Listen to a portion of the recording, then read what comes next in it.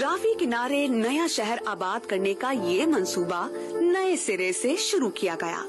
रावी शहर में आलमी मयार की तर्ज जिंदगी बसाने के लिए सर जोड़े गए। 46 किलोमीटर पर बनने वाले इस नए शहर के लिए पंजाब हुकूमत ने बाकायदा सूबाई असेंबली से कानून साजी करवाई और यूं इस एक्ट के तहत बाकायदा एक इदारे की बुनियाद रखी गई, जिसे रावी अर्बन डेवलपमेंट अथॉरिटी यानी रूडा का नाम दिया गया। रावी सिटी एक सिटी नहीं, एक स्ट्रेटेजिक प्रोजेक्ट है इस पूरे खत्ते के लिए। So it's not for Punjab, ये पाकिस्तान के लिए है। इसमें सबसे बड़ा 5-6 अगर आप उनको सेंटेंसेस में हम डिस्क्राइब करें तो उसमें नंबर 1, इकोनॉमी में $40 बिलियन ऐड होते हैं जब रावी सिटी बनता है, बिकॉज इसके साथ जो कंस्ट्रक्शन वर्क्स हैं, जो बिजनेसेस हैं, उन सब का अगर आप एक तखमीना लगाते हैं तो अराउंड $40 बिलियन ऐड होते हैं। तो इसलिए फाइनेंशियली भी एक स्ट्रेटेजिक प्रोजेक्ट है।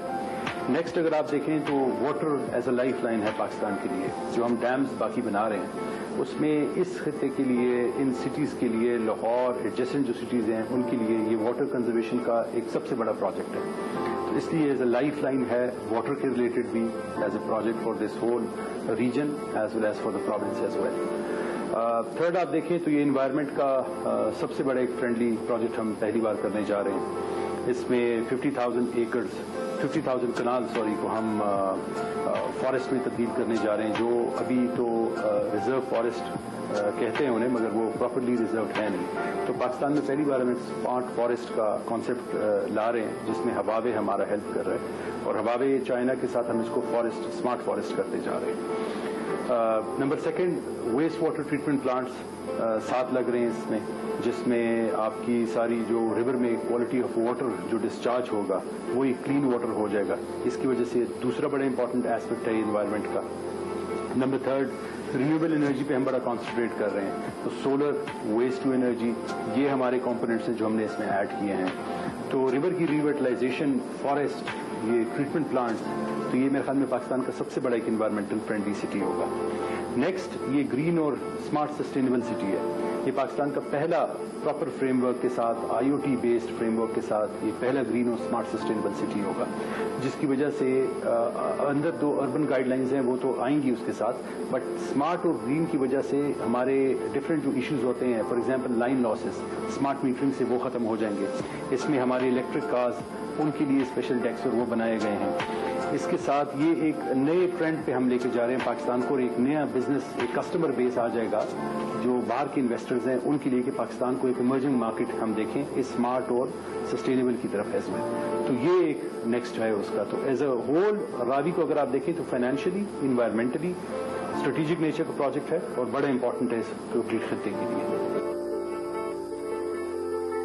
इस प्रोजेक्ट को बुनियादी तौर पर 3 हिस्सों में तकसीम किया गया है।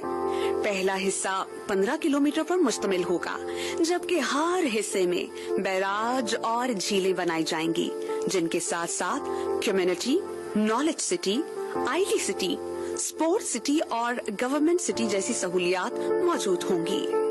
दरिया, जंगल, बर्ड सेंचुरीज, ये वगैरह सब तो खो चुके हैं इधर।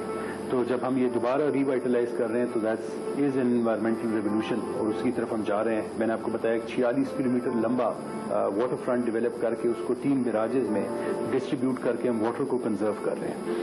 50,000 कनाल टू 60,000 कनाल पे फॉरेस्ट को दोबारा आबाद कर रहे हैं।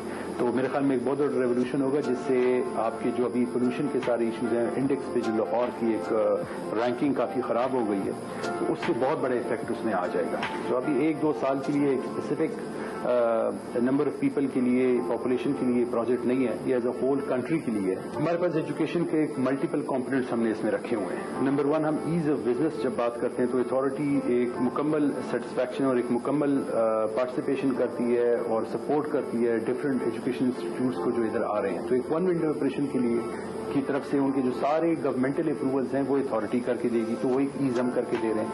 नंबर 2, हमारा टारगेटेड ऑडियंस है इसमें, तो हम इसमें डिफरेंट सेक्टर्स को देखते हुए जो हमारी वो यूनिवर्सिटीज जो बड़ी अच्छी यूनिवर्सिटीज है पाकिस्तान की, जो वर्ल्ड रैंकिंग में आ रही हैं, फॉर एग्जाम्पल नस्ट हो गई या लम्स हो गई, IBA, उनको हमने टारगेट किए हुए कि वो भी अपने कैंपसेस यहाँ पे लाएं, यहाँ पे ओपन करें। इसके अलावा हम एक इंटरनेशनल उस पर भी जा रहे हैं, इंटरनेशनल यूनिवर्सिटीज को भी हमने टारगेट किया हुआ है। तो آئیڈیا وہی ہے کہ ان کو ہم ایک اسپیسیفک ایک جگہ دیں جہاں پہ ان کے ساتھ ایک پوری نالج کی تھیم ہو. تو اگر آپ اس ڈسٹرکٹ میں جائیں تو آپ کو لائبریریز، اسپورٹ کمپلیکسز، وہ ایک ایسی تھیم آپ کو ملے کہ جو ساری یونیورسٹیز اس کو کمبائن اس ایریا کو یوز کر سکیں، رادر دین بیکاز ایریا کم ہوتا ہے تو یہ ساری جو اسپورٹس فیسلٹیز اور ادر لائبریری اور یہ فیسلٹیز ہیں وہ دے نہیں پاتے. تو وہ اتھارٹی ایز اے اسٹینڈرڈ ان کو دے رہی ہے. وہ اسپیسز ہم ڈیولپ کر کے دیں گے ان کو. تو اسٹیڈیمس یہاں پہ ایجوکیشن والوں کے لیے، ان کے لیے کنونشن سینٹرز، ان کے لیے لائبریریز وہ اتھارٹی ڈیولپ کرے گی اور ایز اے ہول ایک ڈسٹرکٹ بنا کے دے گی ایجوکیشن کے لیے. تو میرے خیال میں یہ تھوڑا سا ڈفرینٹ ہے، ایسا کانسیپٹ پہلا آیا نہیں ہے پاکستان میں. تو اس کی وجہ سے ذرا ایز ہوگا ہم باقی یونیورسٹیز کو ادھر لانے کے لیے.